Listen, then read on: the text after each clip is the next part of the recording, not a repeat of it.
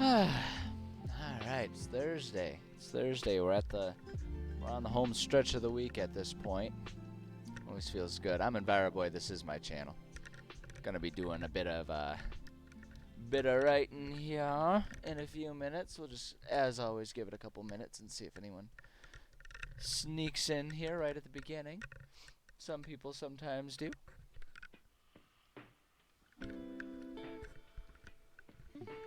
All right. Hopefully everyone's day is going well. Mine is so far. It's a very chill, rainy day around here.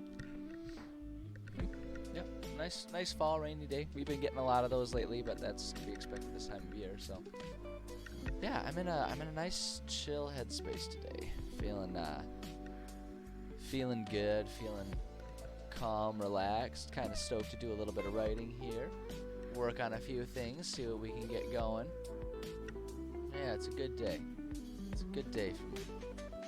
And, I mean, you know, hard to complain about that. That's for sure.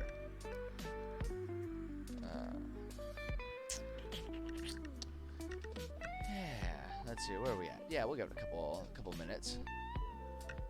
Yo, hey, what's up, man? Stream past 1. I will definitely be streaming. Writing will go until 1:30, and then if you want to come back and chill out, we'll be doing video game streaming after that until probably around 3:30 today. So hey, wow, thank you for the follow, Cat Darkness, Xcat Darkness. Thank you for the follow. I appreciate it. Glad you're here. Glad you are here. We're just warming up, giving it a couple minutes, see if anyone trickles in here. We already got some people trickling in before we get started. But yeah, it's a good day. It's a good day. Things are nice and chill for me today. No surprises at work, which is always good. That's always a good thing. Of course, I said that now, and I probably just jinxed myself. And this afternoon, everything will probably explode and go haywire. But you know, my desk is made of wood. I can just knock on that a couple times. Freak out my cat over there. She thinks someone's at the door. Oh boy.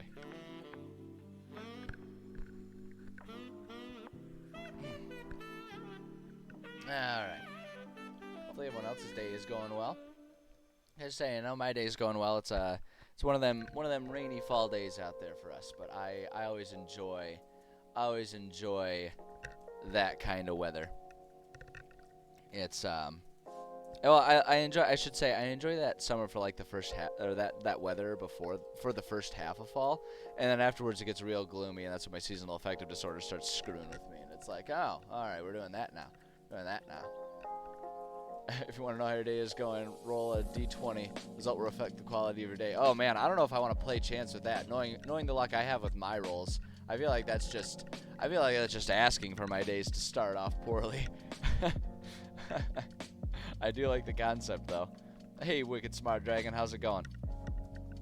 How is it going? Glad to see you here. Let's see, all kinds of people coming in here right at the opening. Do it. Don't tell me what to do. Make my own fate. I ain't leaving my fate to the dice. Oh my goodness.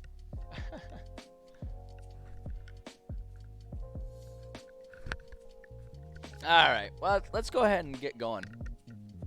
Let's go ahead and do some writing here, right? That's what we're here for, right? That's what everyone's tuning in for. Maybe we should just actually do it. So let's see here. So last time we kind of took a moment to work on some of our backstory, history type stuff for this dungeon that we're gonna start working on here. Working on the histories of our different giant tribes and our different leaders of those tribes. And it was good. It was nice taking a second to kind of work on that type of stuff.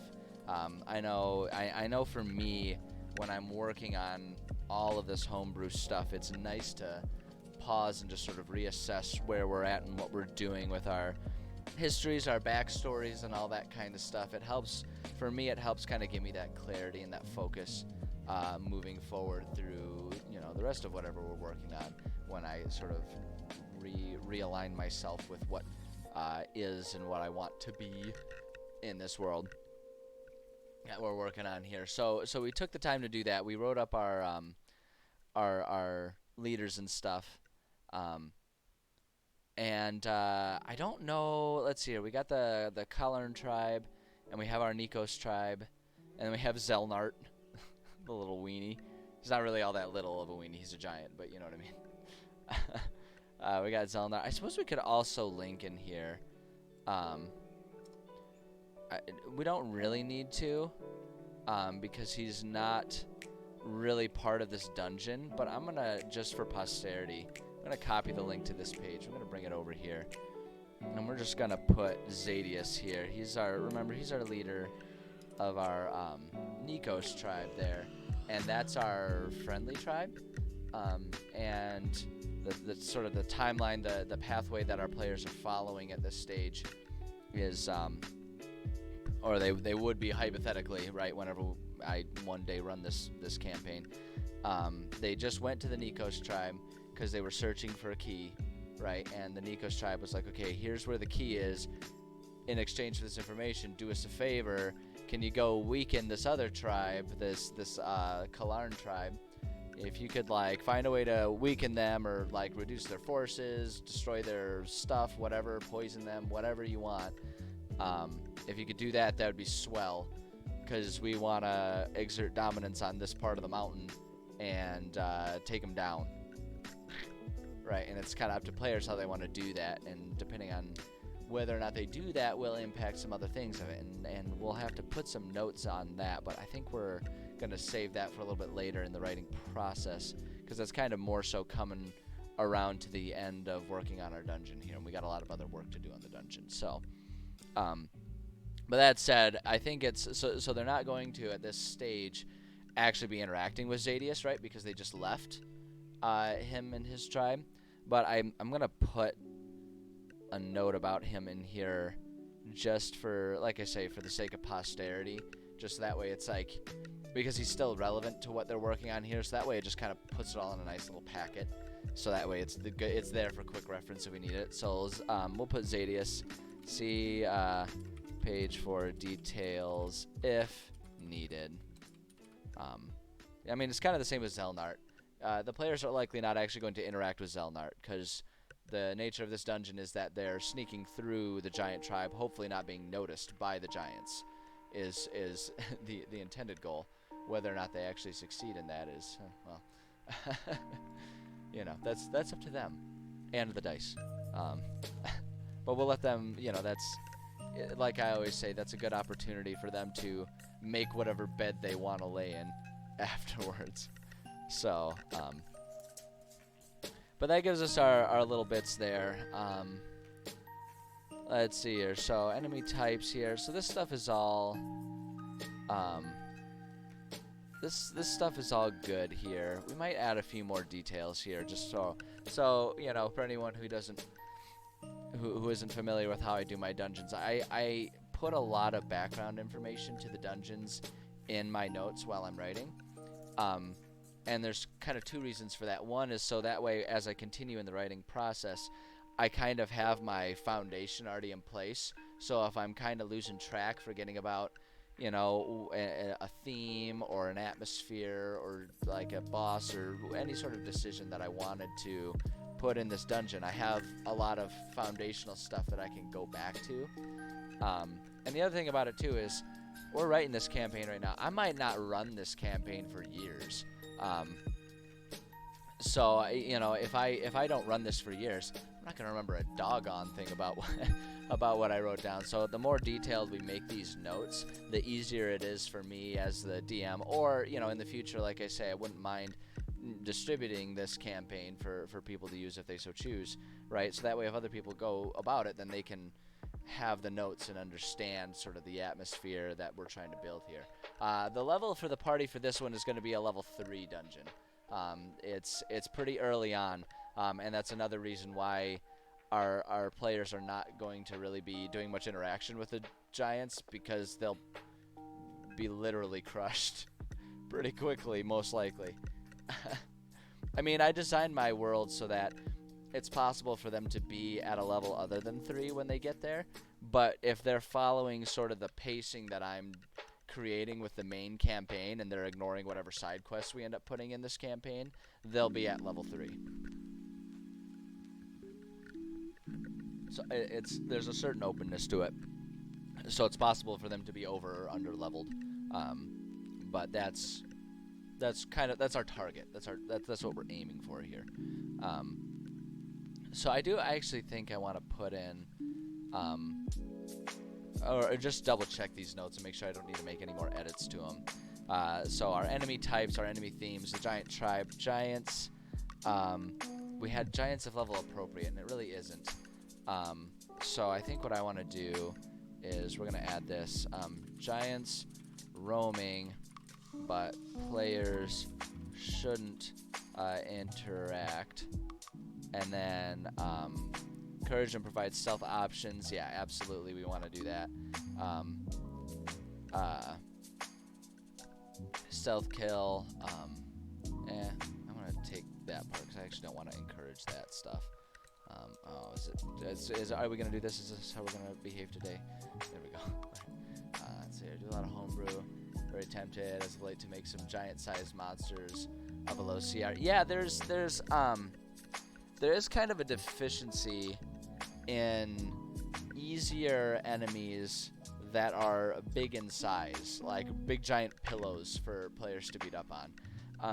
And I mean, I guess that kind of makes sense in a lot of ways, just because the inherent nature of a big giant thing is that it's going to be harder for a normal sized sword to pierce through it. So it kind of makes sense, but it does offer a lot of limits. And what I always find with that actually is it makes a lot of low level encounters kind of similar, kind of monotonous. In that there's always, it's like they're always fighting goblins, they're always fighting gnolls, all that kind of stuff. So I think that's a great idea. I think that's a great idea doing that. The other thing that I do a lot is I take liberties where I will find the stat block that I'm looking for, right? The stat block of a monster that has the attacks that I'm looking for. And then I'll just reskin it to how I want, right? So it's like if I want some sort of big, massive beast, that's really big in size, but players level 1 could handle it, just to give early new players the chance to feel like badasses, I might find just like, the stat block of a wolf and just say that it's really big, right? And it's, and I mean, honestly, especially since we're talking homebrew and we're talking about just playing with your buds, it never really ends up being a problem. It can kind of feel a little goofy if you're really into trying to stay firm with the rules as written.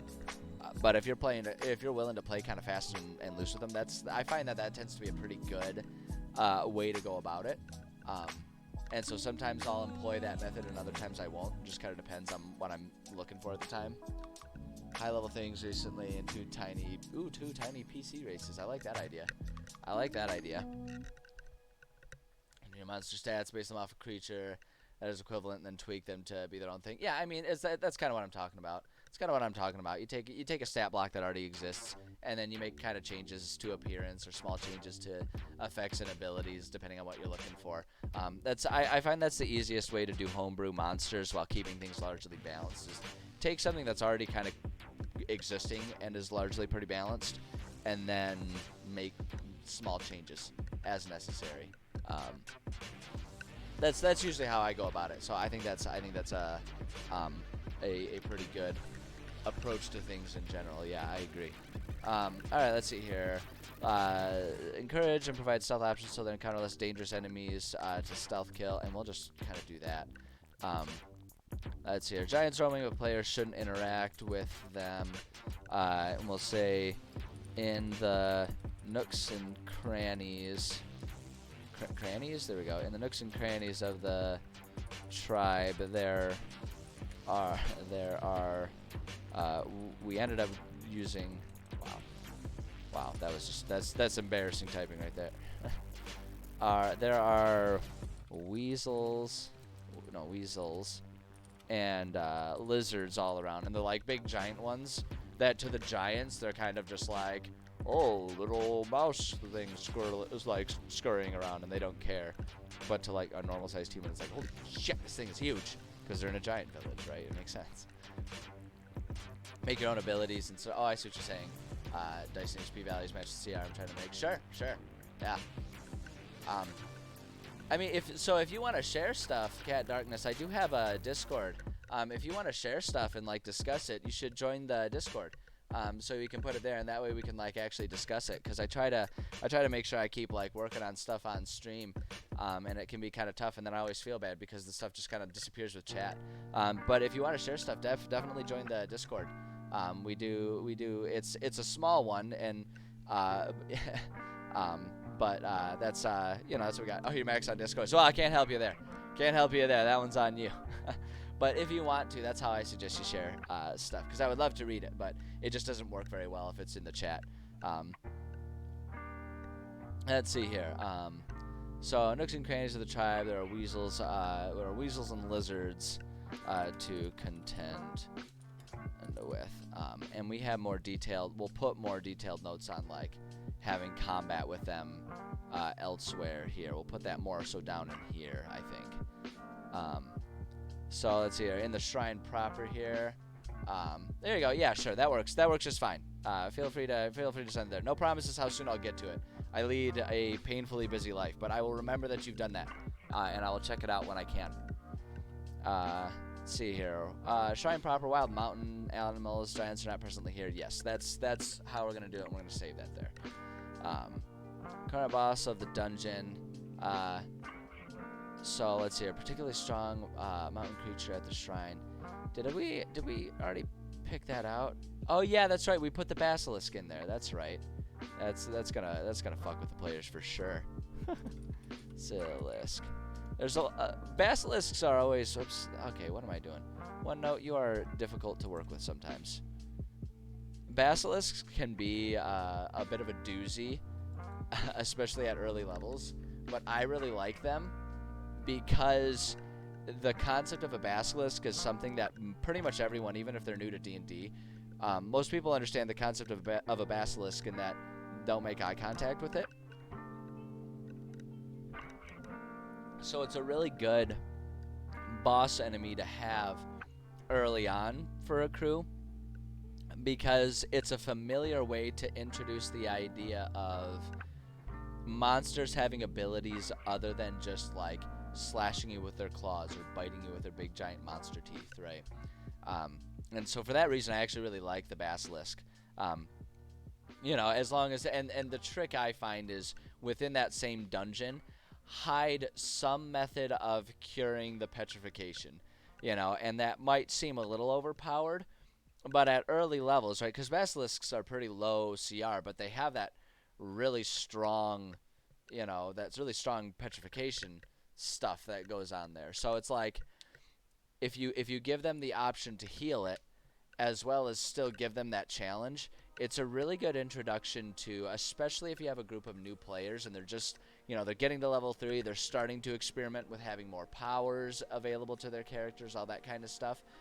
It's a really good way to introduce those sort of deeper mechanics beyond just go to room, slash with sword, collect treasure, move on, right? It introduces that concept of like, okay, we need to find something specific to heal this, as well as, oh, there's a monster with specific ability that we should work on, that we should be careful about fighting, and that's a really important thing, like I say, especially if they're new players. It's a really important thing for them to catch on to with D&D, because that becomes more and more how the game goes the later and later you go in your levels, with more complicated, more interesting, more subtle powers and everything. Let's see, many people do is have a cure, can be made from body parts of it. Yeah, there's a lot of different ways. There's a lot of different ways to go about it. You can put like you say, you can put the recipe for a potion or something like that and say that it requires parts of the basilisk, stuff like that. There's a lot of different ways that you can kind of go about doing it.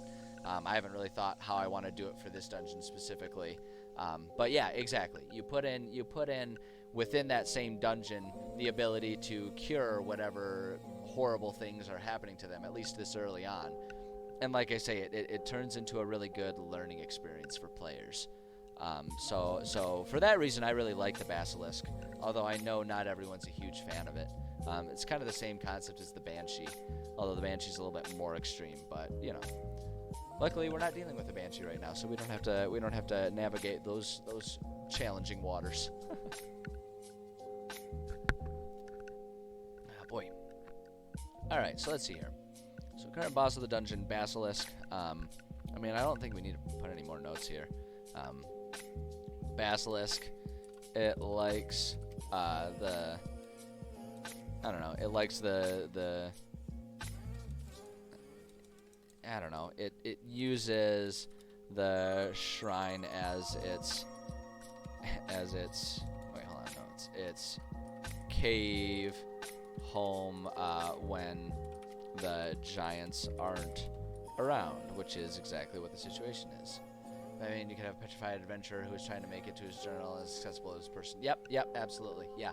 I mean, you just, in general, you drop a lot of clues and stuff around, you know, and that's just part of sort of dungeon craft in general, making sure that there's clues and ways. And the thing is, too, is you have to put either a lot of clues or some very plain ones, because it's easy to fall into the trap of, as you're the DM, right, as you're writing these things, you think to yourself, like, because, like, you're already in, like, you're in your head, you've already figured out what the solution is, and so you're just trying to drop subtle clues about what that is. But if you make them too subtle, when your players go there without that predisposition of already knowing what the solution is, like you do while you're writing it, right, your players don't know what the solution is. So it's much harder for them to connect those dots. So you always have to make things a bit more blatant than you might think. Which is why one of the things that I also do, and we'll see this a little bit later when we're working on this dungeon, I have predetermined easy, medium, and difficult skill checks for finding things or understanding things or, making sense of things, whatever. I have predefined skill checks based on the level that exists in the dungeon. And I do that, one, just so that way it's not me arbitrarily choosing stuff, right? It's like, it's already predetermined. It just feels a bit more fair that way. But the thing is a lot of times those seem like they're pretty low, pretty easy to meet. And the reason I do that is exactly so that players aren't hamstrung.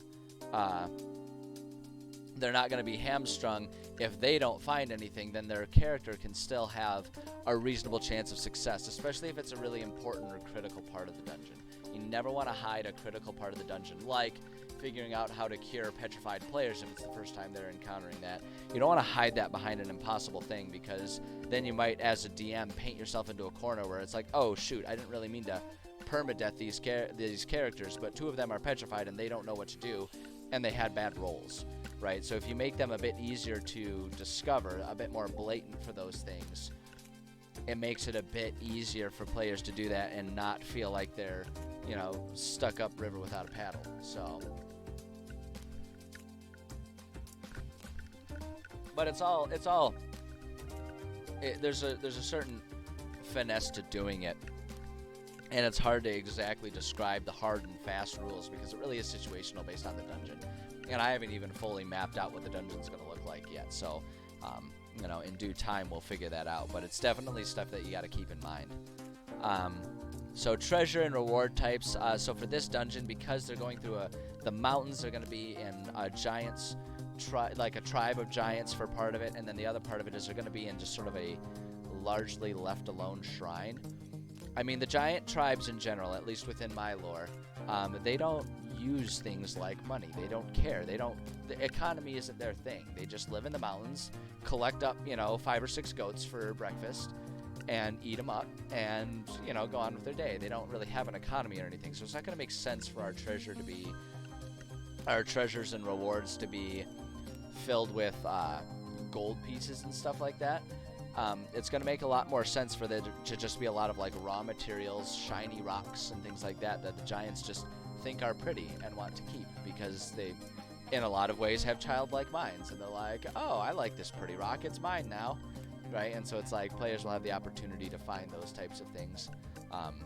if there are going to be coins and stuff, it's going to be from like dead and probably consumed travelers who have crossed paths with these giants before, which is its own dark, twisted thing.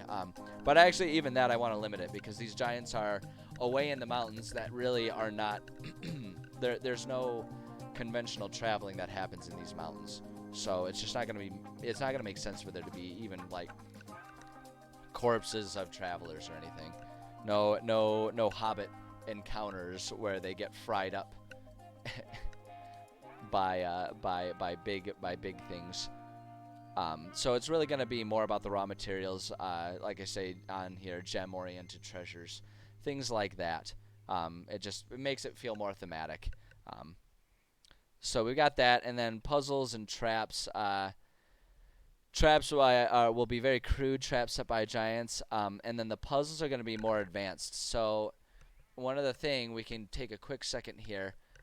So this key that they're trying to find was hidden here by someone who was charged with protecting that key. And as he was nearing the end of his life, he didn't have anyone that he felt he could trust and trust the key to. So he went and hid this key with the giants because he's like, well, the giants don't know anything about this and they're not smart enough to care. And who the hell else is going to be brave enough to, go through a giant a giant society to find this key? This is a great hiding space. And then he added some puzzles to further hide him because, again, giants aren't going to be smart enough to handle these puzzles. So that's what the puzzles in this dungeon are going to be more like. And I think we can keep it like that. Whereas the traps are definitely just like giants set up a very obvious tripwire that if you do it, a rock falls on you. So that way they can laugh at you and then eat the dead corpse jam that you've been mushed into. Special geode because geodes are the best. Fair enough. I don't know that I have any sort of counter argument to that. That's fair. Geodes are pretty cool. Geodes are definitely really cool. There's something magical about, like, look at this rock. Except it's not a rock, and you open it up, and it's, like, beautiful and gorgeous inside.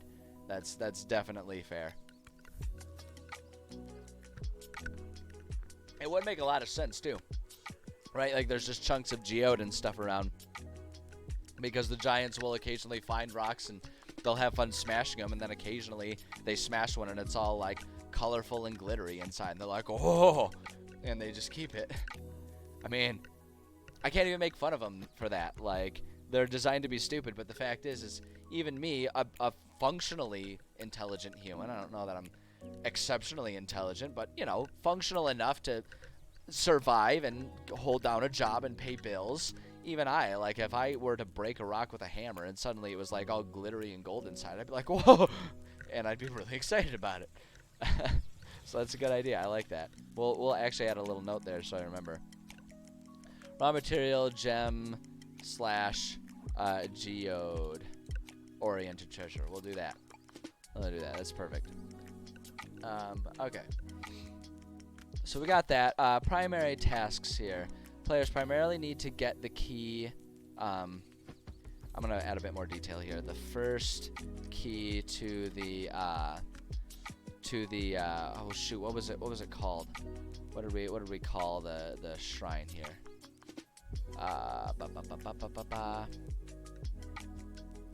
It's written in here somewhere. What I really need to do is I need to make a separate lore page for it that we can start linking like we did everything else. I haven't gotten to that part of it yet. Wants access to the shrine. What do we call the shrine? Oh, I know where we can find the name of the shrine. Hold up. Let's pull up our map. Oh, wait. We maybe need to do that one because it gets confused about which one was like the reserve and which one's the actual map. But we'll pull up our map here. There we go. Hall of Wisdom. That's right. That's where they're trying to get the keys to. Hall of Wisdom. You would think that I'd be able to remember that because I'm the one who came up with it. Maybe I'm not much smarter than a giant. It's kind of an uncomfortable realization. Moving on. First key to the Hall of Wisdom. To their ideas in the dice. I want to add a few more notes here. It is hidden within It's hidden within the shrine created by the giants and modified by the original guardian of the key. It would be kind of fun to put a lore entry about the guardian of the key too.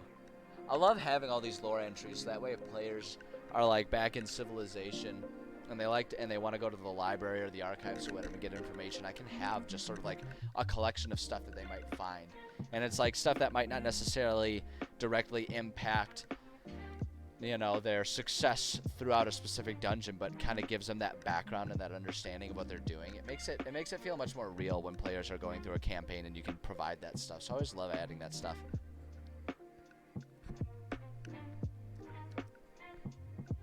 But we'll save that task for another day. I don't know that I'm thinking about it clearly enough to do it right now. Let's see here. Modified by the original guardian of the key. So we'll just add that little bit there just to make sure it's there. Players were also asked to weaken the other giant tribe. It's up to them if and how they do this. I am going to say, though Zadius will offer them poison that they can add to the well as an option. So we'll do that, or they can find something else if they so choose. So okay, so that gives us our good sort of our good sort of background, our foundational information there with our setting. I think that's good. I'm pleased with that. So let's go ahead and spend some time working on our villains and allies. We've done a fair bit of work because we've already written out the lore of the giants and their bosses and everything.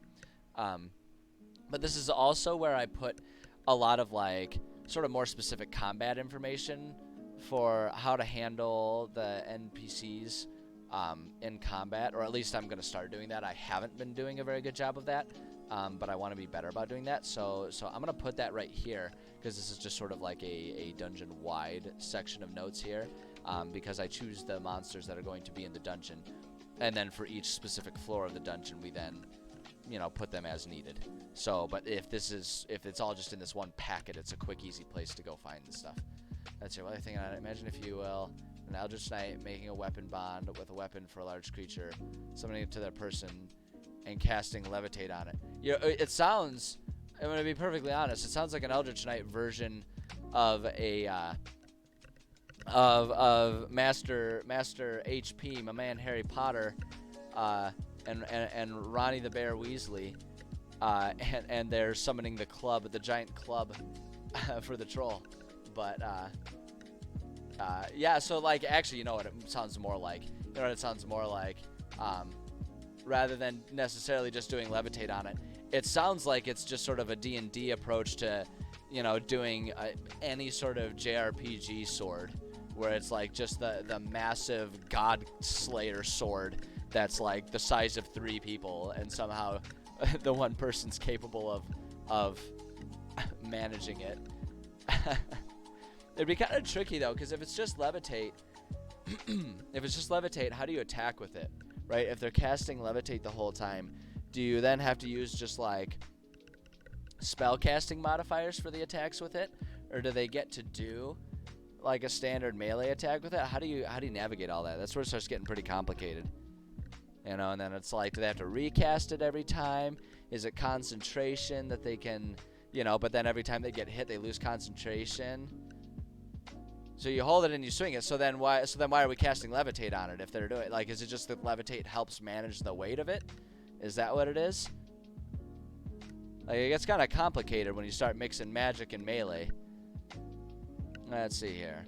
Okay, so just manages the weight then. But then if levitate is managing the weight, then they're not swinging with the full weight. Does that take away some of the efficacy of the swing of the large weapon? See, like, this is already getting more complicated. This is already getting more complicated than I get paid for, because I ain't getting paid for this shit.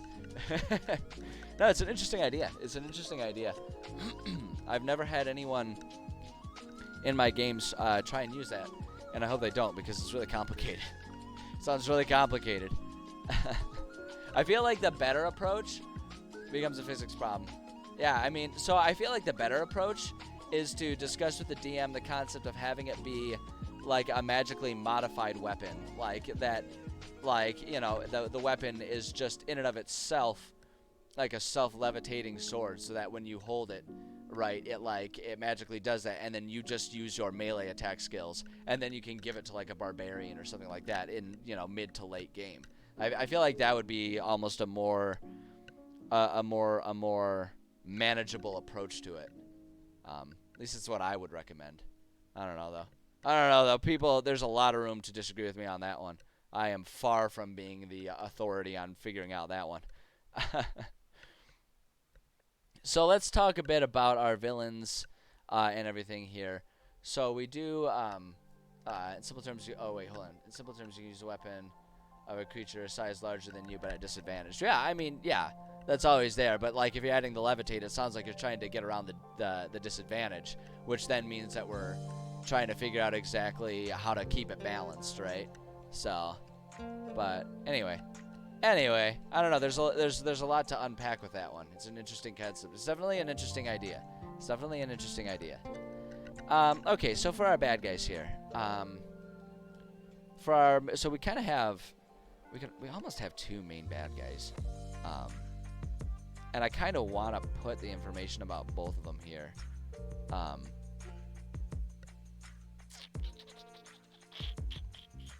Yeah, I kind of want to include information about both of them.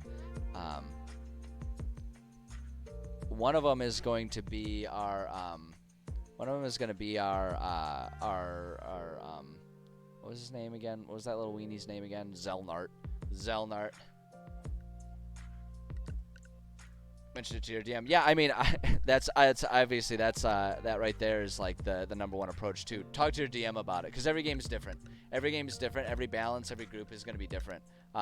You know, for those types of things. So that's like my favorite thing. I know people hate it when I say this because everyone always wants an answer, but it's like people will come to me and they'll be like, "What about this crazy bizarre thing?" I'm like, "Talk to your DM, because I can tell you what I would do for my game, but I approach things differently, and I'm sure that my approach to a lot of things would piss off a whole lot of other players and DMs. So, talk to your DM."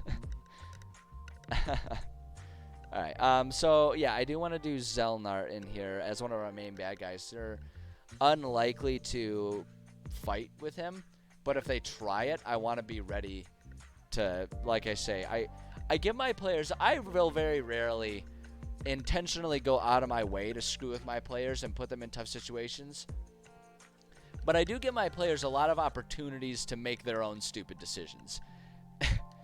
And if they you know, and like I'm a big proponent of the concept of play stupid games, win stupid prizes. So if my group of level 3 players are looking at an entire tribe, an active tribe of giants, and they're all like, "I think we can take him," and they run up to him with their little daggers and start like giving the guy little pinpricks in his feet, then it's like, well, yeah, you might get turned into toe jam. So I want to have a stat block available for that, for that potentiality, as I like to say. And so we're gonna go ahead and include Zelnart here, and I want to copy the link to the page. All right. We'll go ahead and put him back in there. Boom, Zelnart here. And we'll just put a little note here. Zelnart, not intended to be a combatant, but players do silly things sometimes. And we'll just leave it like that. Let's see here. The giants to a cliff and trip them off the edge. I mean, if they wanted to try and go about that, I'll give them the option, but that's going to take, when they're in an entire tribe of like a couple hundred giants, right? Maybe not a couple hundred, maybe like a couple 50 or so. But like, that's a lot of giants to have to simultaneously outsmart as just a bunch of scurrying little, to the giants, a bunch of scurrying little tiny men who they like to just sort of like pop their heads like little zits. You know, like, It's like I would absolutely let them try to do it. If they asked me if it was a good idea, I would have a hard time. Okay, well, so then one at a time. Okay, but like they're gonna eventually notice if there's like, hey, do you hear all of us like screaming as we fall off a cliff?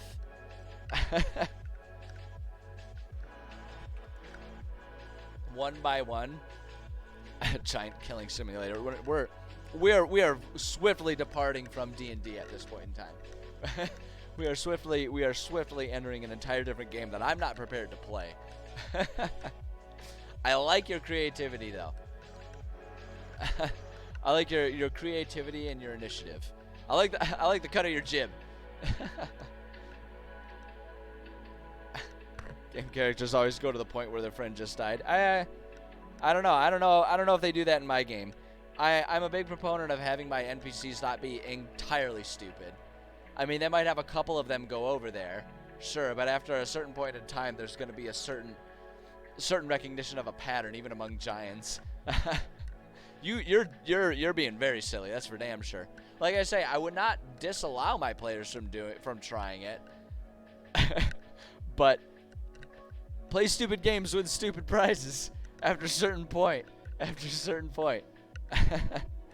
Oh boy. Okay, Zelnar. What the fuck is Zelnar? I'm going to no, take us to Zelnar here. We're having him be a Doomwake giant. Mostly because I wanted him to be really stinky. So rather than it being noxious gust, it's noxious gas, and it flows either from the mouth or the derrière.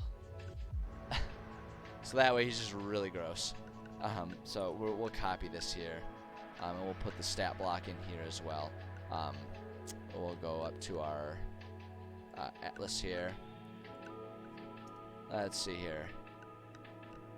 So we're gonna paste that in there. We'll have that stat block there, and I'm just gonna tab it in there so it kind of fits the format here. It's a little bulky to put it all right in there, but honestly, it's functional and helpful to do that. I'm gonna move that off to the side there. So it's just nice to have it all in one place if we need it. Roll 2d10 to see how many giants it takes to notice the pattern. How many giants does it take to avoid falling off a cliff? The answer is at least 3. Because they've got about a third of the brain you might expect them. I mean, actually, I feel like that's not fair. Look at the intelligence of the Doomwake giant. No, it's arbitrary. Like I say, it's kind of arbitrary. Because I really don't intend them to try and fight this giant. But, you know, players do silly things sometimes, so we'll be prepared for it. So Zelnart, if provoked to fight, will use everything at his disposal, mostly because the noxious gust isn't in his control. He's just really stinky.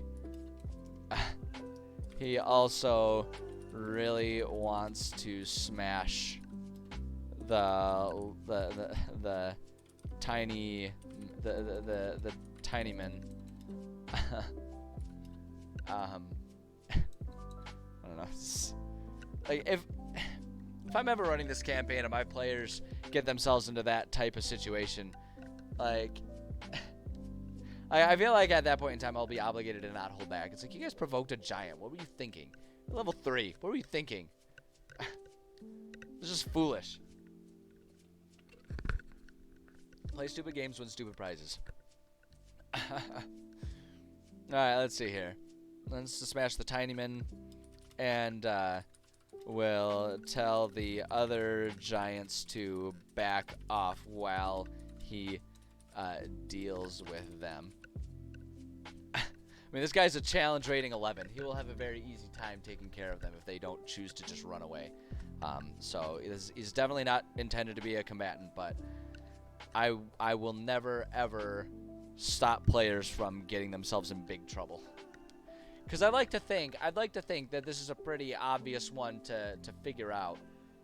You know, because you could even if they meta don't have the knowledge because they're all newbies who aren't really sure how the nature of this goes, right? You can have their players do like a nature check or like an intelligence check, and have it be super easy. If they roll higher than a 5, then their characters are aware of like, yeah, giants are really good at killing us, and we definitely do not want to fight one.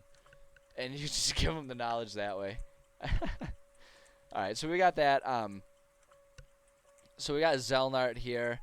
We got Zelnart as one of the main bad guys here. And actually, I want to do something here. I'm gonna do that. We're gonna say just to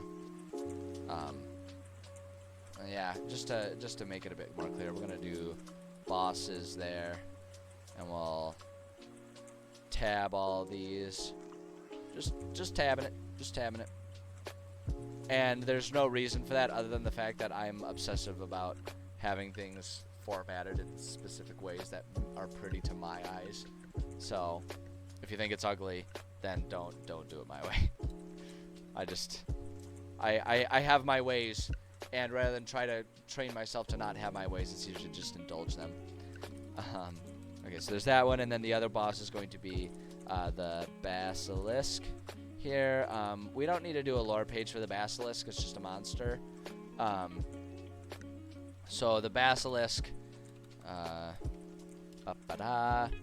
just a little note about him.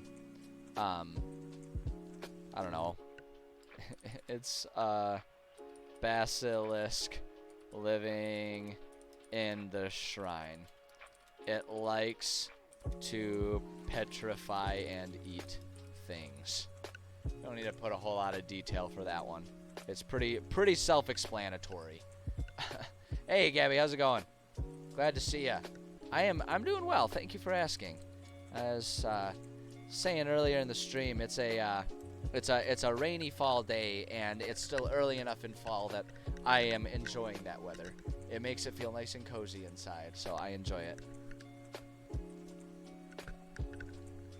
Hopefully all is well with you as well. Okay, so Basilisk. Let's pull up. Let's get our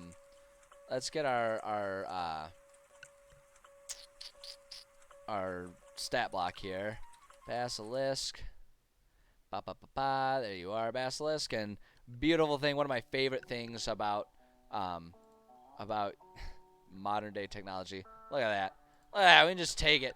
It's right there, ready to go. My God, isn't that amazing? Holy shit. Like, could that be more streamlined? You know what? I'm just gonna get rid of this thing. This is not helpful right now. There's a little note that I was using before, and now I just don't need it. Alright, so we got the Basilisk here. I feel like I could probably format this even better to make it look better, but I don't know. We'll leave it as it is. It's all in place, and we can find the information. I think actually really just the big trick here is I need to just like kind of move that down so there's a bit of visual separation between the two. That's it. So actually, rather than let me just do that. There we go. That looks prettier. That looks better. Looks more visually appealing. I appreciate it being like that. All right. Anyway, so let's see here. We just want to look at its stuff, right? So it's got its petrifying gaze. Creature starts its turn within 30 feet of the Basilisk, and the two of them can see each other. The Basilisk can force the creature to make a DC 12 con save throw. Basilisk is incapacitated. Failed save. Creature magically begins to turn. Stone is restrained. Must repeat the saving throw at the end. On a success, the effect ends. On a failure, the creature is petrified until freed. Okay. Let's see. A creature that isn't surprised can avert its eyes to avoid saving throw. So yeah. So there's not. I mean, it's just as it is. There's not a whole lot of nuance to it. It's just if they're in close. So we'll just go ahead and say we'll always try to petrify. So wait, hold on. There's one bit of nuance I want to make sure I'm getting right here. If a creature starts within its turn within 30 feet of the Basilisk, and the two of them can see each other, the Basilisk can force the creature to make a DC 12. So it's if the creature starts.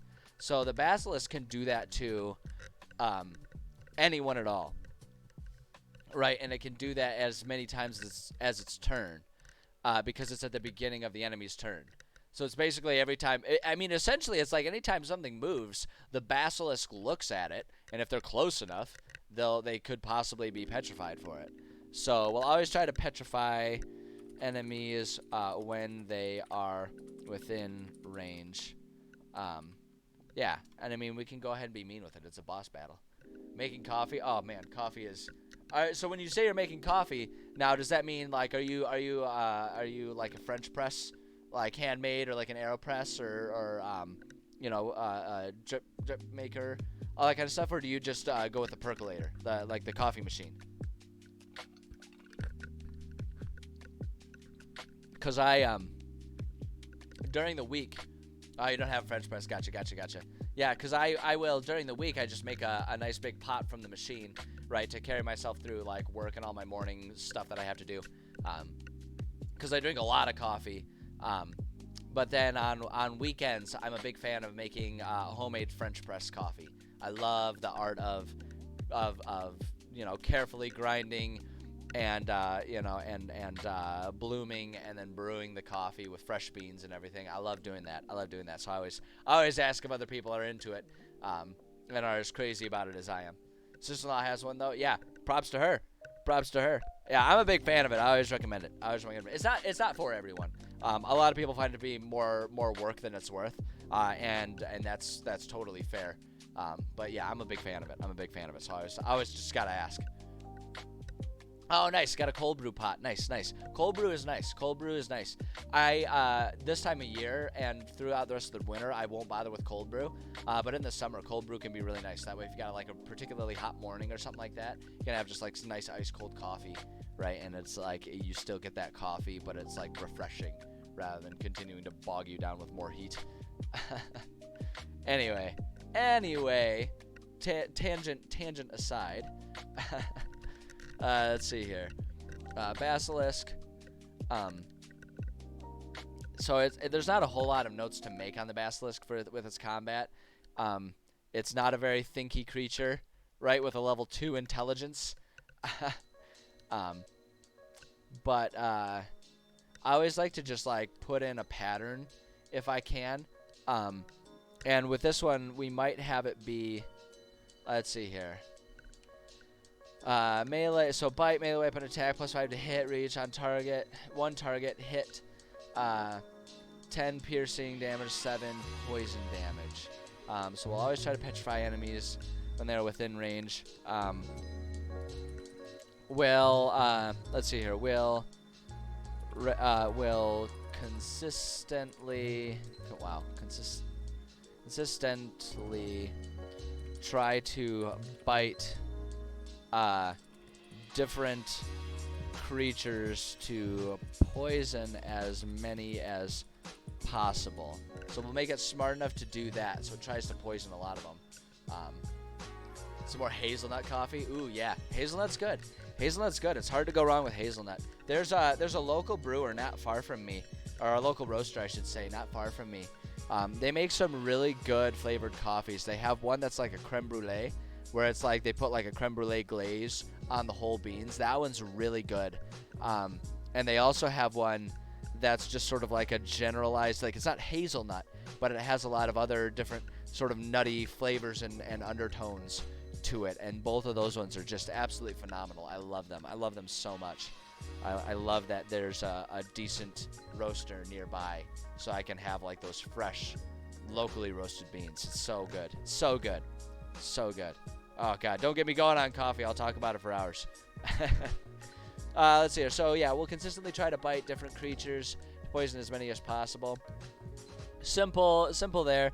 Maybe giving the Basilisk a bit more credit than it deserves on its intelligence there. But, I don't know. I like having intelligent enemies. I feel like it helps players really feel like they've earned their victories when it gets there. Because I feel like, I don't know, I feel like if battles are always just like, yeah, the thing will fight to the death, so you just have to sit there and overslash it, that's when you start getting into the sort of feelings of monotony with your combats, and I try to avoid that as much as possible for obvious reasons. So there's our bosses with this area. So with our lackeys here. So the lackeys are just all of our non-boss battles. I mean, I think that's kind of obvious and goes without saying, but, you know, it's good to explain things. Alright, so we kind of already decided we were going to have giant weasels, giant lizards, and giant goats. You know, and I'm just going to stick with those, is sort of what I think I've decided to do here. Although we did actually, that's actually not true. We were going to do the lizards in the giant village, but then up further in the mountains when they get towards the shrine, we were going to change it to being elk instead. Because that just seemed a bit more, I don't know, thematic, I guess. I don't know. Maybe other people disagree with me, but it's my stream in my homebrew world, so you're all along for the ride, so haha. Take that. Didn't think I'd be that petty, did ya? Joke's on you. I'm as childish as they come. Anyway. So, yeah, so we'll just put little notes. Same as with, like, the basilisk, really. It's just quick little notes about different combat notes and things about these enemies. It's not going to be that detailed. They're all just animals in this one. But it's nice to have that sort of, like I say, that little informational packet that's just there and ready to go when we need to reference it. So, so let's see here. So we do need to do, we were going to have our giant weasels. Let's start with just the easiest ones. Giant weasel. Let's see here. They live among the walls and sheds of the giants like mice would to normal-sized humanoids. The giants see them as negligible pests. There we go. Giants see them as negligible pests, but to the players, they'll be a sizable problem to have to deal with. Boom, there we go. This is a bit of our background about them there. Trying to work on your your Herringen lore. Lore is fun stuff to work with. We were doing a lot of lore last stream. I really enjoy lore. I love having that sort of detailed background information in a world you created. It just makes it feel so rich, doesn't it? I love working on that stuff. I mean, I'm not doing it right now because I also like working on this stuff. But, you know, I love that stuff too. Okay, let's get our stat block for our giant weasel. A weasel. Giant weasel. Give me that. That's here. So we'll go ahead and just do it again. Our screenshot thing. I love this. And it like automatically sizes the element. It can detect the element. God, it's so handy. Whoever thought that one up and programmed it, kudos to you. I kiss the ring because that is just one of the most handy things. It's one of the most handy things. Okay, so giant weasels, keen hearing and smell. The weasel has advantage on wisdom checks that rely on hearing or smell. Not a whole lot to worry about there, because that's really sort of a passive thing. If the weasels were of a mind to hunt the players down, I could do that, but these are just kind of meant to be, you know, like I say, they're just like nuisance rodents, so they're not really in the business of hunting anything down. It's more so just that they're in the walls, and if players come across them, they'll get territorial. So, so actually, what we can do with that though is, these guys are territorial, meaning if players approach them, they will defend their nests and whatnot. But if players keep a reasonable distance and leave them alone, the weasels will mostly just growl. Do weasels growl? I'm gonna say they growl. Do they growl?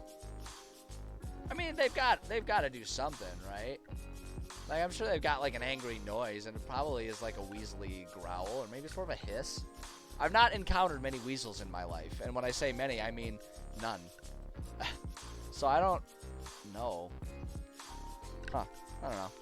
We'll mostly just growl or spit or whatever weasels do when they are mad. Yeah, so we'll do that. So it's like, you know, again, trying to give them a bit more depth than just like, here, enemy, fight. You know, so it's like with these guys, if the players like see a weasel in the walls that they're traveling through of this dungeon, they can just be kind of like, oh, okay, maybe we won't go this way, and back off, and the weasels will be like, yeah, you better get out of here. That's right. And then they'll just like leave it.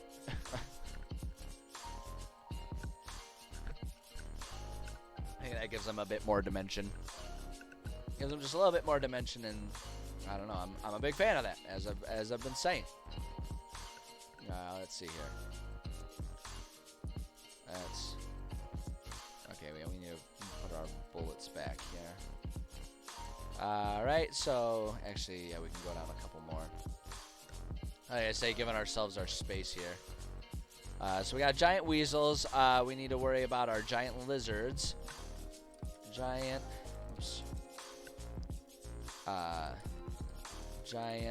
lizard. Carnivorous little carnivorous is what it is. I'll let the computer do it for me. I should say little. Like giant is right in the word. Carnivorous big fella. I don't know. Carnivorous fellas that will definitely try to eat the players if they cross paths. We'll make the lizards actually a bit more aggressive. Let's get ourselves our stat block here. Lizard. And we were using the variant so we could give them spider climb so they could climb on the walls, because the standard ones do not have that. But I think it's so much more fun when they can climb on the walls. So, alright, we gotta get our screenshot here. Boom. God, it's perfect. I love it every time. Every time. Every time I'm fascinated with it. I'm a simple man. I'm easy to please. You make my life easier, I will kiss your feet. That's that. Nobody get any ideas, please. Alright, let's see how. So our giant lizards, carnivorous, they love climbing up and down the walls and will do it nearly every chance they get. So just the idea is like almost never have them just sitting on the ground. Like they're always on the walls of these areas. And when we get around to pulling up a map of it, in fact, maybe I can just pull up the dungeon map that we've been working on, so you can kind of see and make sense of like where all this matters, right? So we've got this is like the first part of the dungeon when they're in the Giants tribe area, and we're just going to use this one little area right on the outskirts because that's where the well is, and that's kind of the sort of like we're going to feed them the, you know, approach like, hey, this wink, to use this if you wanted to weaken them. Wink, poison water, Woody, poison the water hole, right? So it's like we're just giving this little area. And so we've got these giant huts that are like the giants, and you can kind of see, right? Because if one of these squares is one of the players. So here's our giant that's like 20-30 feet tall, fast asleep on the bed. I'm so tickled by the way this is turning out. But the dungeon itself really is more so that the players can sneak through cracks in the wall, the same as like the lizards and the weasels do, right? Because they're the pests of the giants' homes. So you can gotta go through there. But this is going to be perfect because, like, they might come across a couple weasels that are, like, you know, a couple of the giant weasels that are all curled up in their little weasel nests or whatever. Or it's like they're going along and suddenly they look up the wall that's like 30 or 40 feet high, and suddenly they see a bunch of giant lizards just crawling around the walls inside of the dungeon, or inside of the walls, right? Because this is the interior space, right? And that's kind of how we're making this. So that way they can have that little adventure as, like, you know, being fucking Stuart Little or whatever, running around the walls. They can Tom and Jerry it and just kind of go into the walls and come out and go in and navigate that way. So it's like with the lizards having the walls, it's perfect because they can, like, scurry up the wall and then, like, come down and attack and then scurry back up the wall and just, like, skitter around that way. And it just kind of adds some extra dimension to it. So that's where it's all coming from. I figured that it'd be worth kind of mentioning that. So they love climbing up and down the walls, and will do it nearly every chance they get. Will often zip down, bite, and zip back up the walls. Even if it invokes attack of opportunity because they're lizards. And what does attack of opportunity even mean? Even mean to a lizard? So it's like, yeah, they would zip down, bite, and then, like, try and run away, especially if they got, like, a little chunk off of one of the players or something. Yeah, and they're not thinking about, like, oh, they can still hit me if they come back. Like, to a lizard, that's just one of the inherent risks of trying to go down and get a taste. So yeah, it's I think that makes perfect sense there. It makes them it'll make them a bit easier to kill, no doubt. But I don't have a problem with that as long as it makes sense and makes it fun for my players. Because ultimately, I'm the DM, and my job is to make sure my players have a good time. That's what my role is.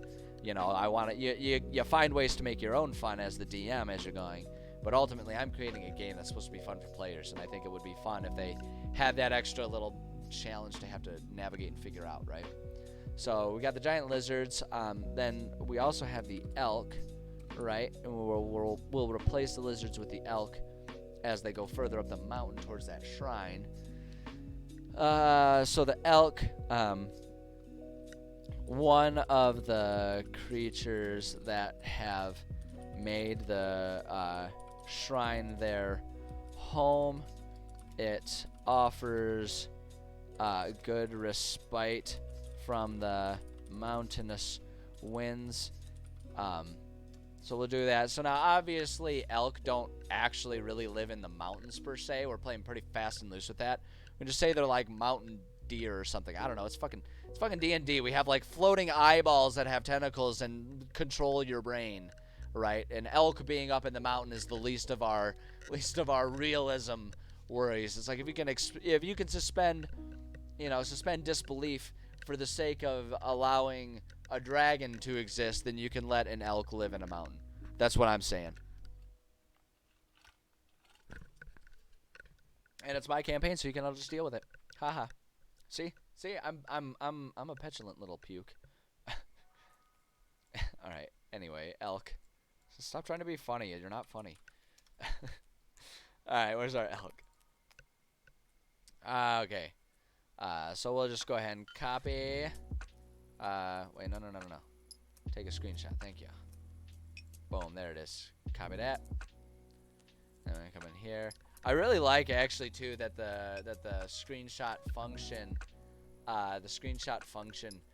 will let you pick out a specific element too. So if I wanted to, I could really, like, I could bullet point really just the highlights that I would need from there. I like having the full stat block, so I'm gonna keep it there. But I really like that it has that option available to us there. So there's our elk. So their charge, sorry, I had to check something. Charge, if the elk moves at least 20 feet forward, straight forward, toward a target, and then hits it with a ram attack on the same turn, target takes an extra 7 damage. So charge is definitely going to be a good thing. Let's see here. Moves at least 20 feet straight forward to the target, then hits it with a ram attack. So there's its ram attack, and then hooves. So, okay, so here's how I want the elk to behave. So here's where we can start. We're going to start getting a little bit more complicated in our behaviors, and this is why I like to make notes, because there's no way I'm going to remember this in like 2 years when I actually come around to playing this campaign after we've written it, right? No way I'll remember it. Let's see here. The elk are also territorial, but consider a full room their territory. So if players are in the same room, they're fighting some elk, whether they like it or not. Here's what I want to do. So there's going to be a lot of sort of steps to this to set it up right, but it's what will make this, again, what will make it feel like a unique thing. The other thing that's fun about having consistent behavior for your enemies and stuff is that it gives some meta stuff for the players to learn separate from what their characters would learn. And it sort of gives them permission to think about things both from a meta and from an in-game standpoint, right? So if I am consistently having the creatures behave in a certain way, by the time the players encounter their third or fourth group of elk throughout this dungeon, suddenly they're going to start understanding like, oh, this is what these elk have been doing. Here's how we can structure our behavior to take advantage of that and fight them more effectively, right? So that way, as they get deeper in the dungeon where they're going to be facing more enemies, right? Because we start off with like, 1 or 2 elk, but then as they get deeper in, oh, suddenly it's 4 or 5. And they get even deeper in, it's like, oh, shoot, there's like 7 elk in this room, right? So it's going to get more challenging. But if we have consistent behavior that the players can work on trying to figure out and exploit, then it gives them, that sort of leg up on fighting the enemies, and it makes the whole dungeon feel more interesting, despite the fact that we're only using the same 4 or 5 enemy types throughout the whole thing. And it's little tricks like that that can add a lot of dynamic nature to your combats and to your worlds that you're creating and stuff like that. So, it's worth taking the time to think about this stuff, and it is stuff that I'm always thinking about, but I haven't really been taking the time to write it down. And I realized that that's just kind of a foolish thing, because we're making this campaign for the stream, right? Because it's a fun project. But I'm not. This isn't one that I'm actively using right now. Primarily because my players know my Twitch, and the worst thing would be if I'm working on the campaign that they're playing right now, and they start getting all kinds of insider information. Looking at you guys. I don't know if they're watching right now. But yeah. So But yeah. Anyway, at any rate, each elk will target one player at the beginning of the fight. 1 elk per player, unless the elk outnumber them. So it's basically like the elk are going to pick them, and it's not so much that like the elk somehow telekinetically understand, but it's more like the elk are kind of in this group and they're standing there watching, and then one player gets too close, so one of the elk is like, oh no, and that elk goes there, right? And then if there's another player nearby, those elk will then be like, oh, okay, my turn to take this guy down, and they'll just sort of take turns that way. So in a lot of ways, it'll be probably early in the fight, especially, it will be a situation of elk withholding actions, so to speak. And so it's like, yeah, they're gonna wait until there's another clear shot at another enemy, right? So they'll do that. If the elk's chosen target is standing, they will always, especially because they've got 50 feet and charge only takes 20 feet, right? So they can back up and then ram, right, in one turn. They can use their movement to back up and then do their charge. So they have both options. So if the elk's chosen target is standing, they will always back up and use their charge. If the target has been knocked prone, will stay there and use their hooves while the player is on the ground. So that's going to be their behavior. If their chosen target is standing, they'll back up and ram them to try and knock them down. If it works and the player is knocked down, that's when they go Donkey Konga and start, smashing them to bits. And so that's how they're going to act. It's simple, but it adds that sort of dynamic nature to things. And like I say, the other nice thing about it is it gives players something to learn, right? Because they'll hopefully start to figure out, like, oh, they're all sort of pegging us like 1-on-1, so if we don't bunch up, then we aren't all being attacked, and we can work on taking these guys out one at a time, right? And if they also recognize that, like, oh, they're going to keep charging, if I can use my turn to somehow put myself between me and one of these elk, or find a way to get them or stop them from backing up, then that gives me, a bit of an advantage, because they won't be able to ram me, which is one of their more powerful tools, since it can knock them pro. So, but yeah, so it's I don't know, I think that's good. I think that's gonna be fun.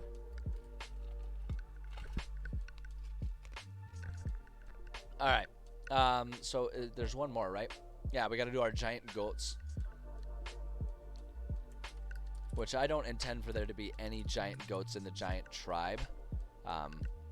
Although it would be kind of interesting for the giant goats to be like their milk goats or whatever that the giants use. It's actually not a bad idea. I could do that. I don't know. We'll think about that one.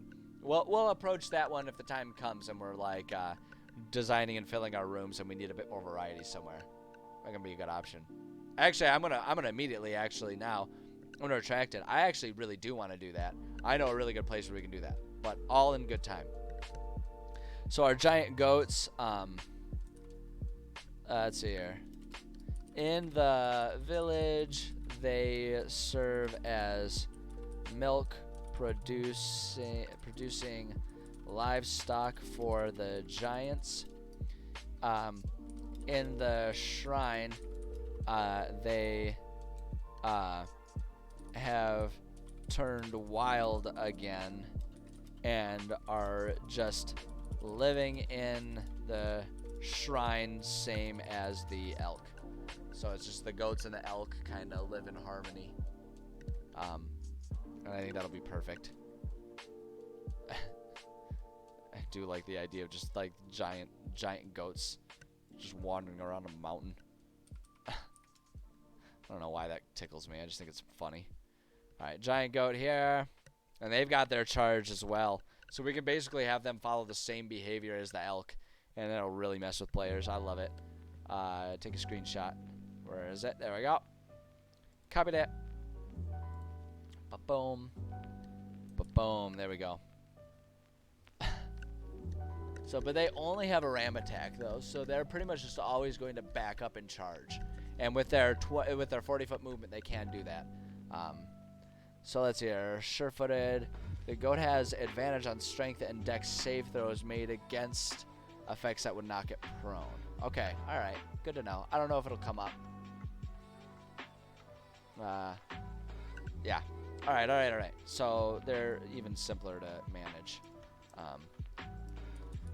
Goats will each pick out a single target among the players and focus all attacks on that one player until one of them until either that goat or its target its target is dead. So the goat's basically like, I'm gonna keep ramming you until one of us is gone, and that's that. And that's what they do. I think that's great. Let's see here. Always backing up and ramming. Always backing up and ramming. Attack of opportunity can suck it. So, yeah, there we go. That's perfect. Yeah, we got that. I'm going to leave the allies blank for now. I mean, we could, in the same vein as above, we could put Zadius there if we wanted to, just for the sake of posterity, but he's really not there. This is meant to be more so like if there's someone that they're trying to rescue, or if there's someone that they're going to encounter and can rescue, put the information there. But, yeah. So we'll leave that blank for now. XP breakdown. We already kind of did this, but we're gonna write it out here. Yeah. Yep. Okay. So we're gonna write out the XP breakdown. So this is. I always open up with a bit of a disclaimer. This is how I divvy up the XP and how it will be distributed throughout the dungeon. This is how I do it. It's based on how I write my dungeons, how I balance my games, and what my players have enjoyed. This method may be 100% dysfunctional and inappropriate for any other group in the world. Alright, so grain of salt. Heavy grain of salt as you're watching me do this. But this is how I do it. And it's worked pretty well for me so far. So I'll kind of explain it and I'll walk through how I do it. When I'm making a dungeon, the way I design my games, when I'm making a dungeon, so this is a dungeon for level 3 players. The intent is that players that have just turned level 3 will reach level 4 by the end of it if they go through and take the time to kill every enemy, every monster that exists in this dungeon, right?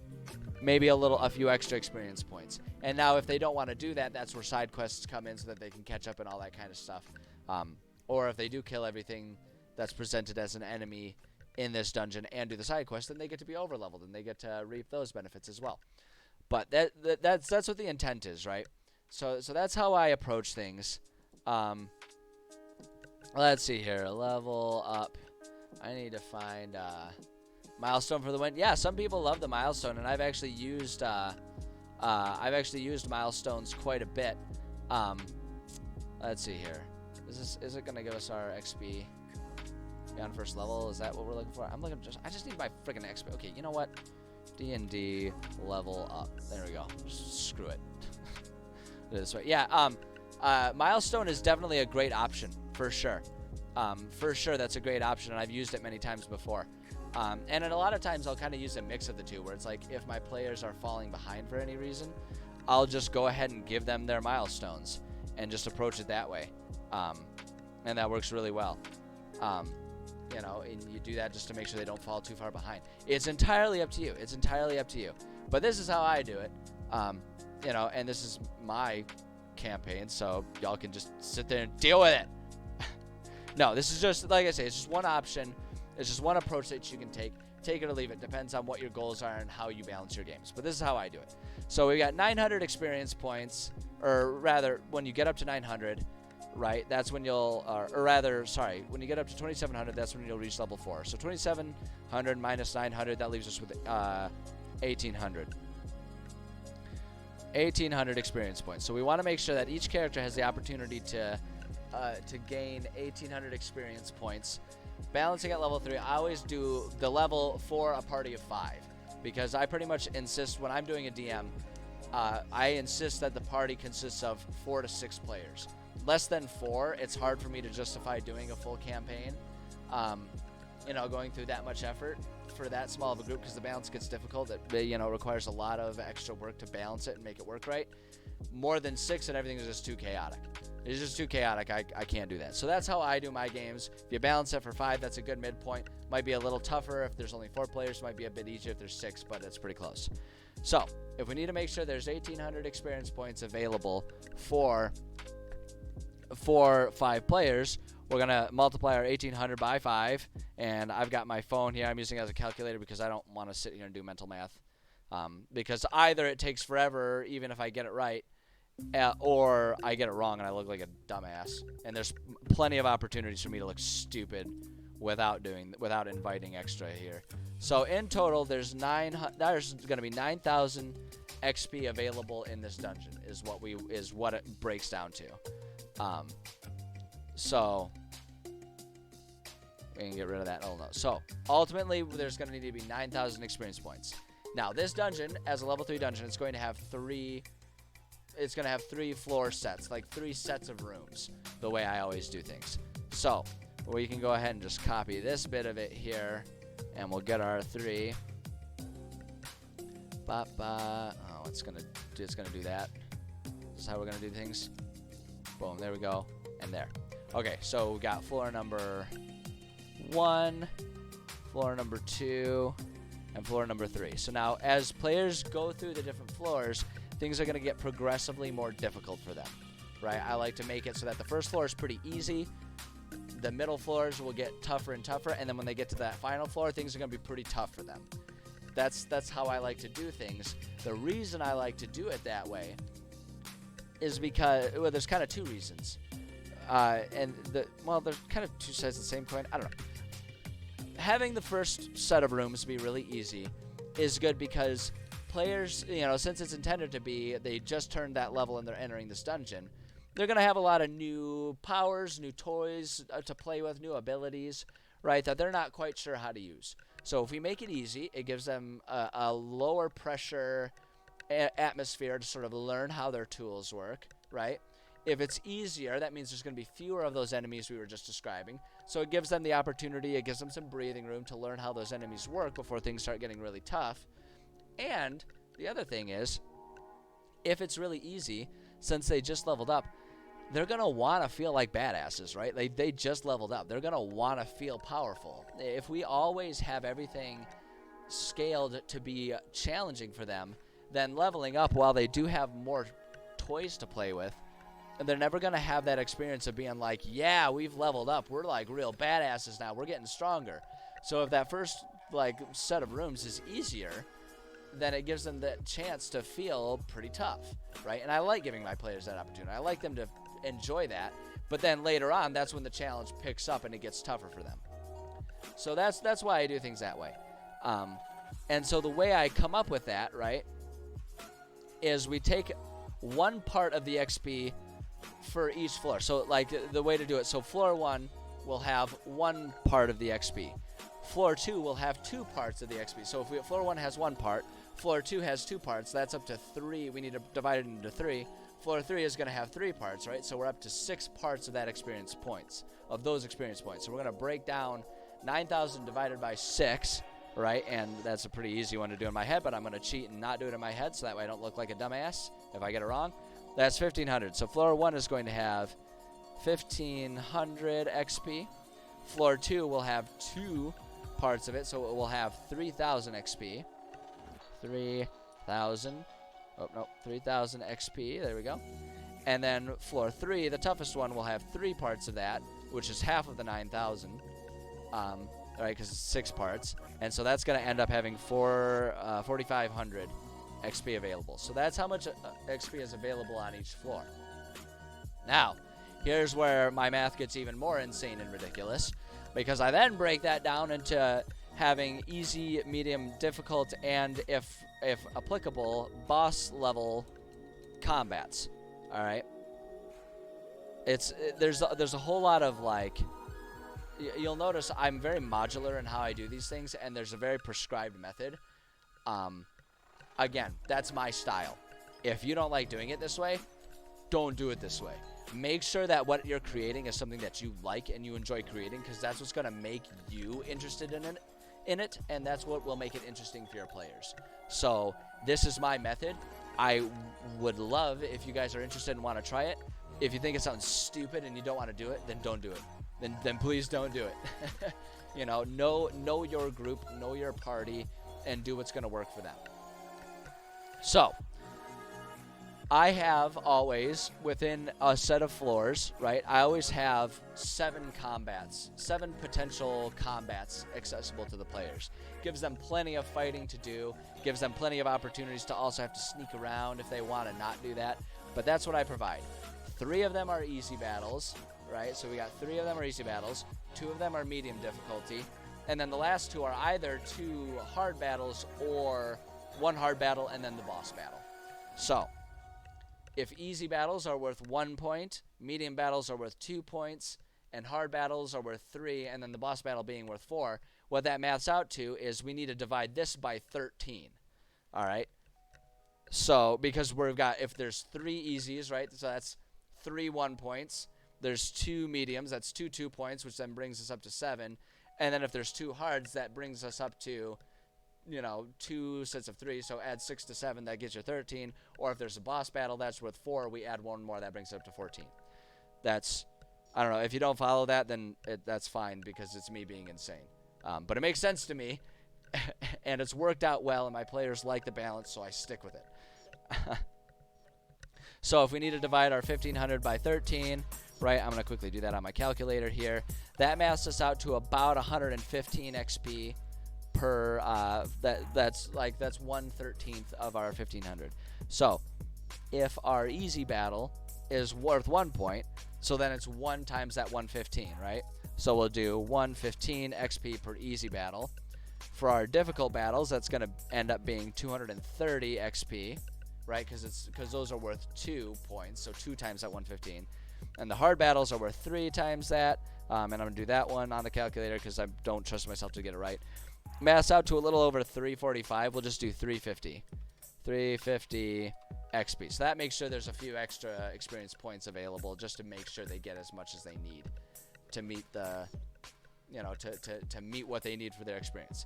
So that's how we break it up. And then that makes it easy because then we know roughly how much enemy to put in there. And it actually works out pretty well as far as like challenge ratings and expected difficulty of any given combat. It actually works out really well. And I have to imagine they do something similar to this, honestly, when they're trying to decide what a challenge rating would be, right? So this is what I do. It all just ends up working out pretty well. Things feel pretty balanced. And my players enjoy it, and it's fun, so I stick with it. So now we got to do the same process for this one. We're going to take our 3,000 XP. We got to divide that by our 13. The trick that we can do here is because that 3,000 is double the 1,500, and we're dividing it up equally, we can just multiply all of these by 2. And we've got our amount, so that makes it really easy. So we've got our easy battles are going to be worth 230 experience points. Our medium battles will be worth 460 XP, and then our hard battles are going to be worth 700. Boom.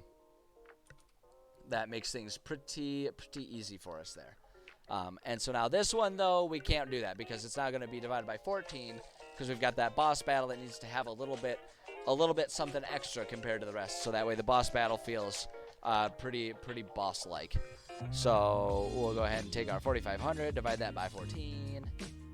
That brings us to, so 1 part is worth about, it's a little over 320. So we'll just do 325 experience points, and that'll make it easier. That will give them a few extra experience points. The other thing about this too is very few of the battles are likely to ever have exactly 115.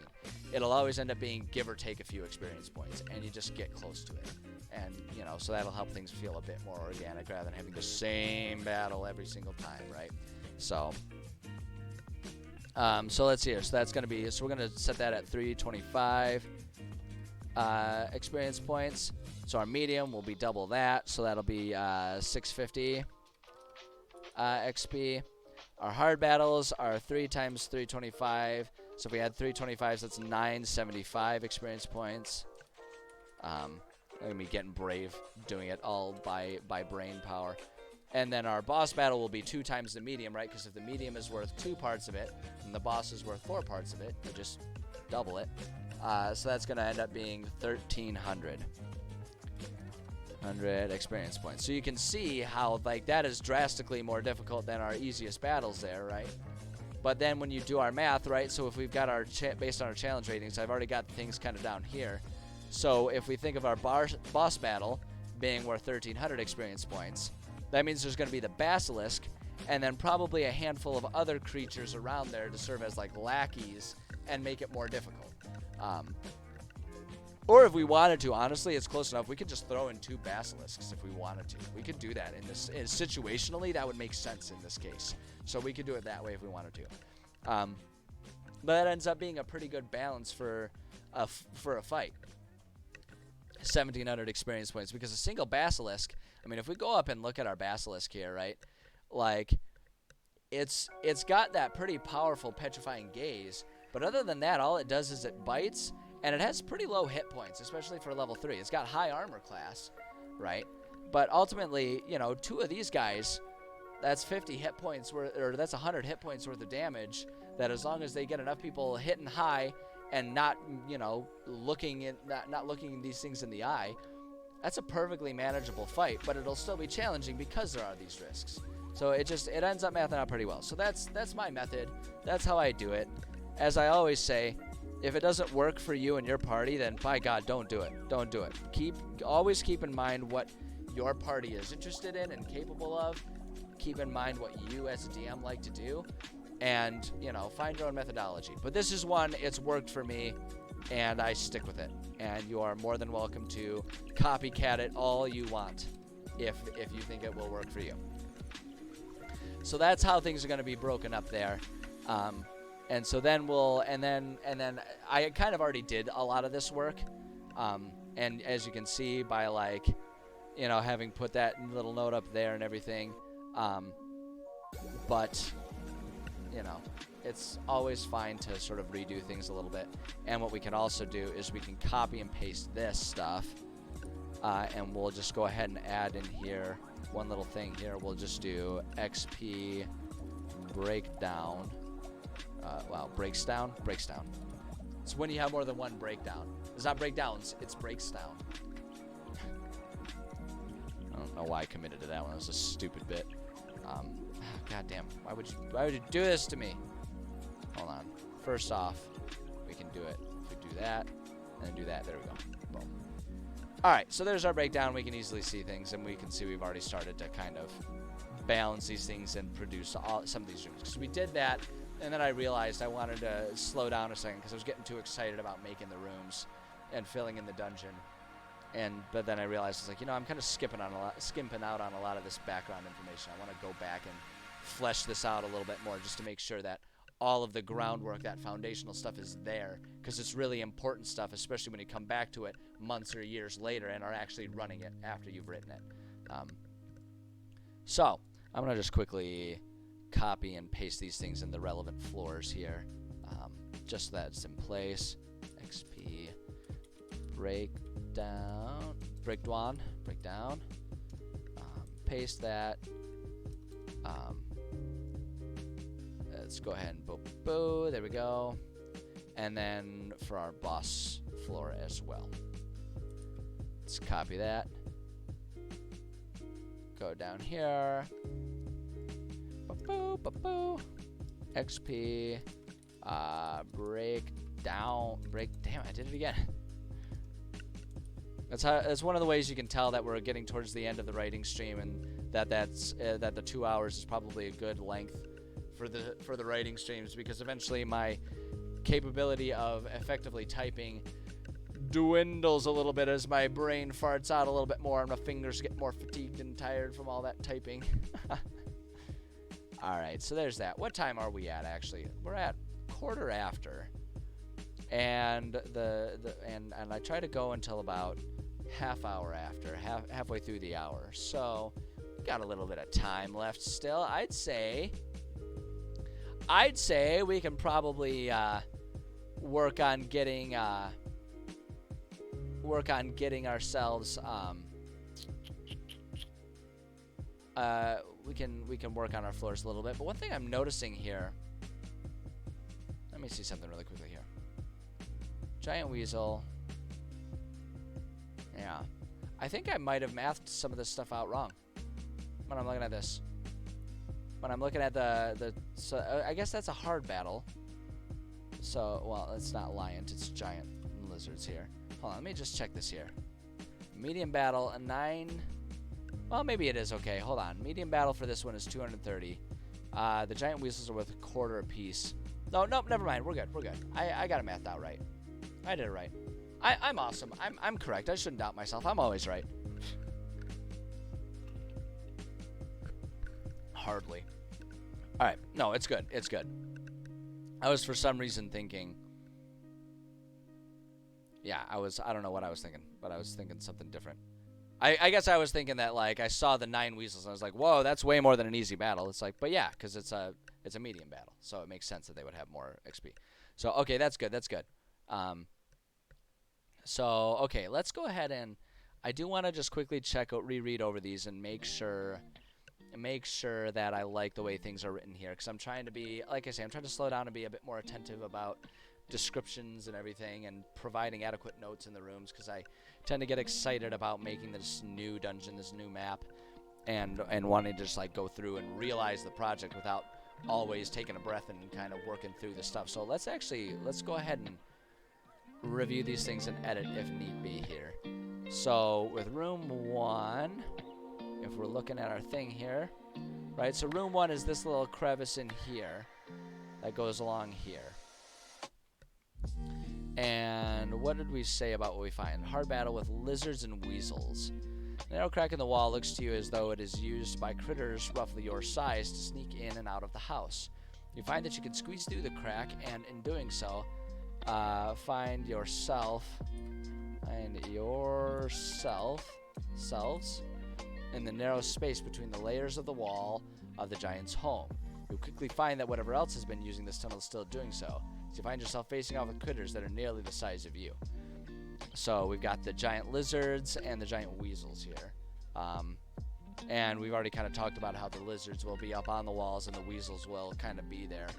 And so it's like, this will be a really fun and interesting thing to see how the players handle it, because they are going to be very bottlenecked. Like, they're going to come in here and they're going to see like weasels in here and lizards dotting the walls here. So it's going to be interesting to see how the players will end up handling that,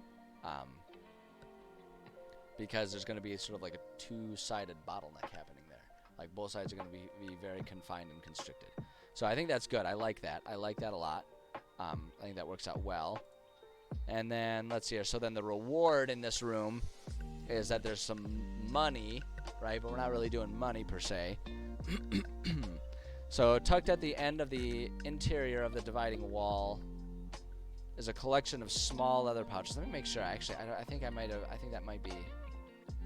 Yeah, no, that's good, because one is this whole area. 3 is this room right here. 2 is this room. 3 is this room. 4 is this section of wall. 5 is the courtyard around the water. 6 is the entry area where players will come in from. 7 is this wall. 8 is this room. 9 is this room. And 10 is this wall. Yep, okay. Okay, so yeah, that works. That works. Tucked at the end of the interior of the dividing wall is a collection of small leather pouches that seem to have been nicked and brought here by the weasels that live in this wall. Contents of some of the pouches have been strewn around, while others remain tied and intact with the contents untouched. And there's going to be gems there. So basically they've like pilfered collections, small pouches of gems and whatnot that probably the giants have pilfered off of travelers and whatnot. And you know, they just found little pouches of gems. They thought it was cool. They kept it. And the weasels were like, you know, just weaseling around, and they found something, and so they nicked it. That's what they do. So, okay, that one's good. That one's good. Room 2. So this room has a trap in it, and it also has an item in it. So I like to just for anyone who's wondering why I've structured it this way, I like to just within any given room describe one danger or challenge that's in the room, and one reward or benefit that's in the room, right? So that way each room, there's plenty of space for each room to have lots of stuff, and we don't have one single room getting overcrowded while other rooms are just like completely empty. Again, that's my approach to it. It's not it's far from the only way to do it, but that's my approach. So in this one, this room has a trap and it has an item available in it. So the trap, as you enter this room, you hear a deep, long snore coming from the corner. As you look, you can see what appears to be an elderly giant fast asleep oops, we're going to do her bed, because I ended up liking the little icon that the map had for that. Technically, according to this map making program here, according to Dungeon Draft, this is actually a corpse, but she just looked like she was sleeping, and I thought that was perfect. We could put her on the bed. I thought it was perfect, so we just went with it. Next to her bed, I wrote the description before I found the perfectly sized icon of the sleeping lady to put in there. So next to her bed, you can see a large cane, roughly the size of a quarterstaff to any normal-sized humanoid. As you sneak around the room, the giant stirs and grunts in her sleep. So, So the concept here is players need to make stealth checks, medium challenge, right? Because she's fast asleep, but also, you know, they're moving around her room to navigate this room without waking the giant. The giant wakes up.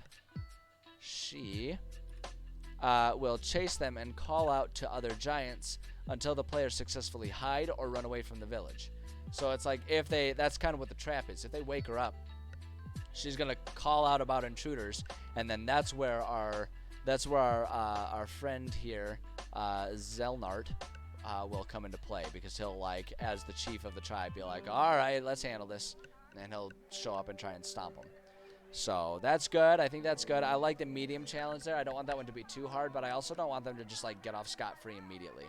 So then the item in here, the item that's worth pilfering that I give them, and I mean, if they want to just yes and like pilfer through drawers, I'll obviously allow them to do that anyway. But like the item is meant to be more of like a special, unique item that's like really thematic to whatever area they're exploring right now. Giant's cane seems as though it could be used as a quarterstaff. The knobbed head where the giant would normally grip it would serve as a decent club/bludgeon on the end of the staff.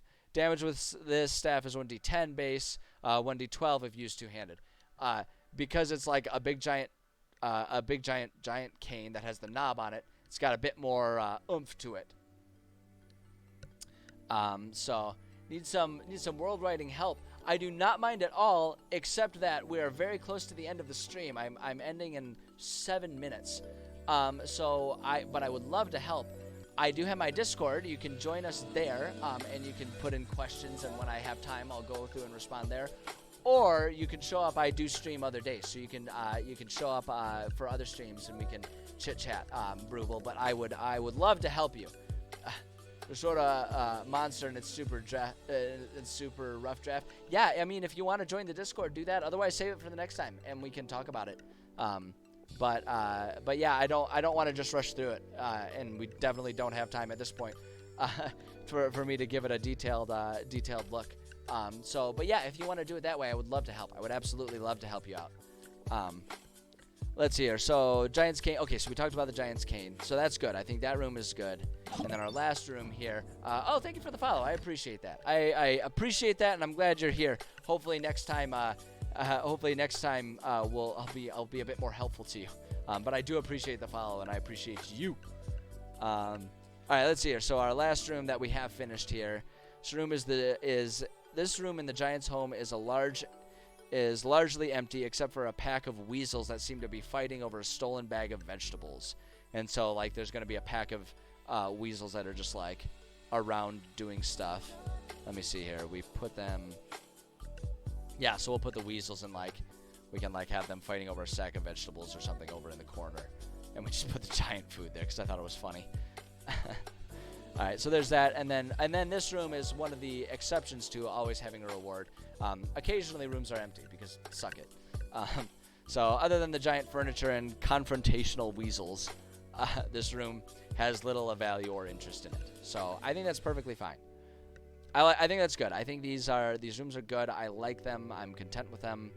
That's good. And I think rather than trying to like rush through another room or anything, I think I'm actually just going to go ahead and call it a stream here at this point in time. We've only got like 4 minutes left until the normal end anyway. So we're going to call it a stream here. What's going to happen, as always, I'm going to take a bit of a break, like a 15-minute break, and then I'm going to be back to do some video gaming. We're playing Mass Effect 3. We're still working our way through that. So if you want to come and hang out and watch me play video games, come back in like 15 minutes. I'll be back to do that. If you're just here for the D&D content, if you're not as interested in watching me game, then don't come back because I won't be doing D&D. I'll be doing video gaming. So either one is perfectly acceptable by me. But that's what's going to happen now. As I mentioned a couple times, I do have my Discord and I have my YouTube channel. Feel free to check those things out if that's of interest to you. If they're not of interest to you, then don't check them out. Either one is fine. Either one is fine by me. But we got those. The rest of this week, tomorrow is Friday. I will be streaming tomorrow. Same time, I'll be doing writing, and then also tomorrow we'll be doing video gaming as well, same time. Eastern time zone. Writing starts right around 11:30, and gaming starts around 1:30ish. Is sort of what I do. Yeah, I think that's all I got. That's all I got. So thank you so much to everyone who stopped by. I appreciate you guys. Lots of cool conversations coming on. And unfortunately not time for everyone's questions and stuff, but we'll be back tomorrow. So, you know, always feel free to come back. You guys coming in and chit-chatting and discussing different stuff is one of my favorite parts about doing these streams. It's really fun talking shop with other DMs and other players and all that kind of stuff. So, again, thank you so much for joining. I appreciate each and every one of you. Take care of yourselves until the next time I see you. And I will be back in 15 minutes, so I will either see you in 15 minutes or I'll see you next time you stop by. Either way, I appreciate each and every one of you. But that's okay. I'm gonna end the stream now.